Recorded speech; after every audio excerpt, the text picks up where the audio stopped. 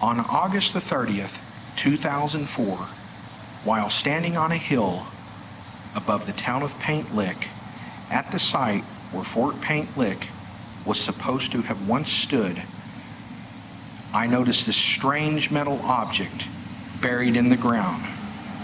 This object had the letters DB on it. Daniel Boone was supposed to have been in the area in the 1700s.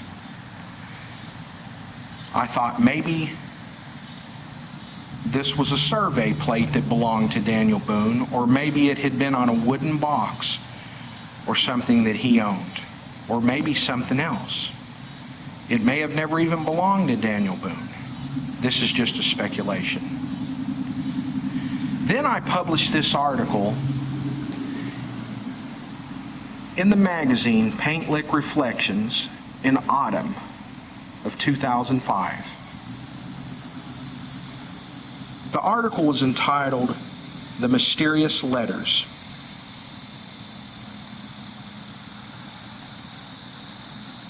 Other artifacts were found near this metal plate: some sherds of pottery, some square nails, and a couple arrowheads. There's also a spring near where this object was found that is walled up with masonry, where the pioneers once got their water. And it's even like a cave where they could have went down in it and hid from Indian attacks.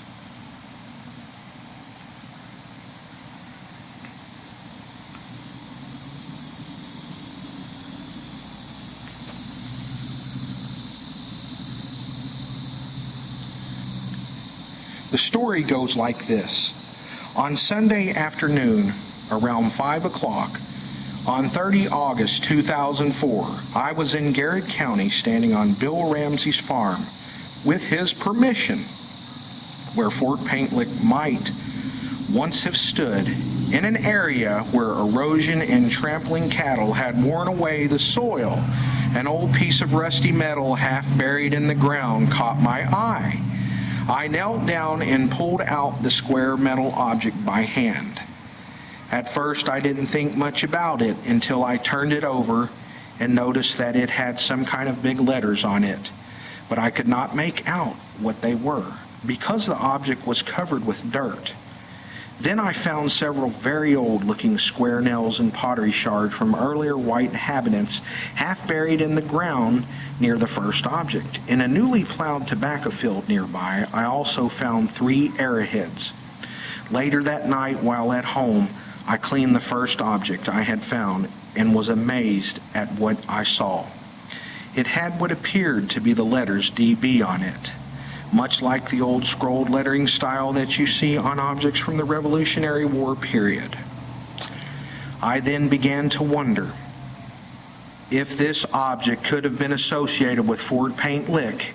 After doing research on the fort and its occupants, I learned that Lieutenant Colonel William Miller, who chose the site for Fort Paint Lick, came into Kentucky with Daniel Boone's party and helped mark a trace to Boonesboro. Many questions went through my mind. Could Daniel Boone have once been at Fort Paint Lick? Could the object have once belonged to him?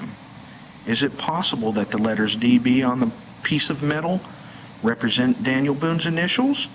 Or was it acquired at Boonesboro or elsewhere by an occupant of Fort Paint Lick?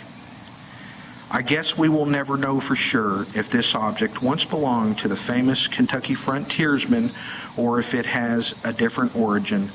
One can only speculate.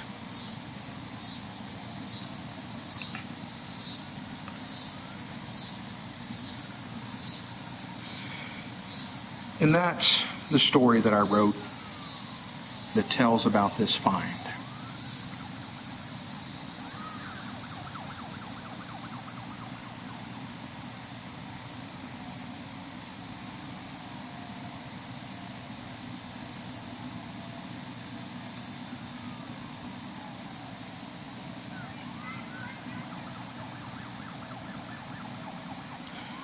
Also, this article was published in the magazine called Kentucky Explorer.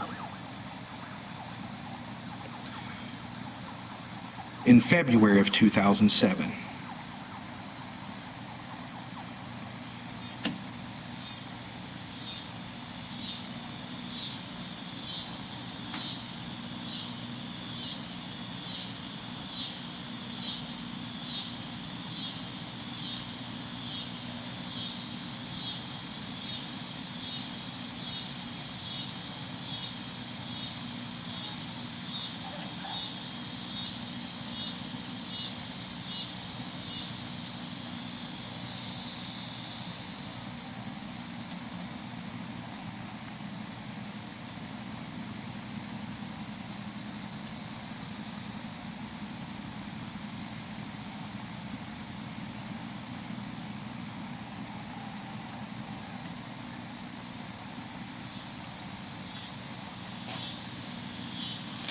And once again, here's the actual object that was recovered from the site where Fort Paint Lick was supposed to have once stood.